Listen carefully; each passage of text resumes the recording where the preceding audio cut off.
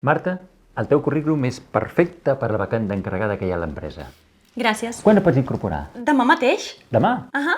Quines són les teves expectatives salarials? Un 30% menys que qualsevol altre treballador home de l'empresa. Ja ho saps que no hi ha possibilitat d'ascens laboral? Ja hi compto de quedar-me sempre en el mateix càrrec, tot i que els altres homes siguin ascendits. Fins i tot els més inútils. Molt bé. M'agradaria ocupar un perfil de dona clàssica dins de l'empresa.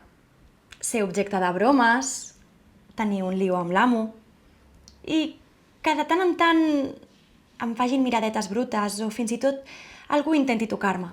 Saps que has de venir maquillada i ben vestida? No pots venir lletja ni engreixar-te. Ja tinc experiència en això de ser l'única dona a l'empresa. Cada matí em llevo molt més d'hora que qualsevol home i em poso el meu rímel, la meva capeta de maquillatge...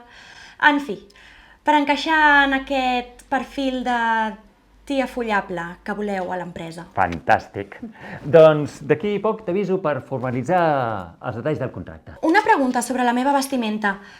Creu que aquest escot és suficient perquè vostè miri els pits de Raül, simulant que no l'estic veient? Doncs, de fet, he fet un parell de miradetes i pensava que no m'hi has vist. Te n'has adonat, oi? Sí, me n'he adonat. La meva feina és portar escot perquè d'aquesta manera em poden ascendir una miqueta més ràpid o fins i tot rebre un augment de sou. Ets bona. M'agrades. Podria també discrepar una miqueta amb vostè perquè em digui que estic mal follada o que tinc la regla? Avui no, sisplau. No? No, és que avui estic de bones. D'acord, doncs per qualsevol coseta m'avisa.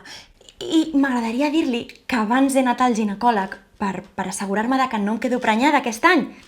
Ja sap, per això de no molestar l'empresa. Perfecte, molt bé. Moltes gràcies. De res, un plaer. Va, un piquito. Petit. Sí o no? Va, un piquito, sí?